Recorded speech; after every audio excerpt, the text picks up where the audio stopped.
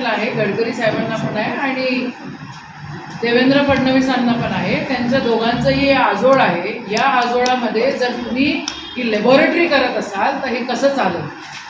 फूट सूट कधी ना कधी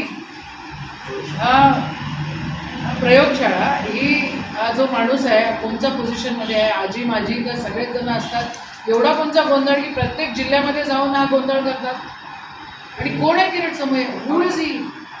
हू इज किरीट सोमय्या? कशासाठी? वाय? हे यांनी उगाचच हे नवीन नवीन आणि इलेक्शन आले की हे दिसतात नाटक करताना. ही नाटकं अजिबात सहन केल्या जाणार नाही. प्रशासनावर आणि पोलीस यंत्रणेवर जो काही दबाव आणायचा प्रयत्न करतायत महाराष्ट्र शासन, हे बरोबर नाही. हे पूर्णपणे निषेधार्ह आहे. आणि एकही रोहिंगी नाही सापडली तरी पण गोंधळ घालणं सुरू आहे.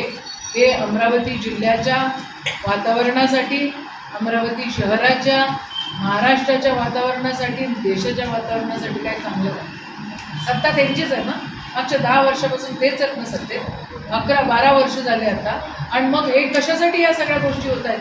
मग यांना सत्ता जर व्यवस्थित नाही राबवता येत तर मग सोडून द्यावे. एकीकडे वोट चोरी करायची, दुसरीकडे जातीय दंगली करायच्या, हे सहन नाही केलं जाणार. तुम्हाला चालवता येत नसेल तर तुम्ही सगळे राजीनामे द्या, मग बघू काय.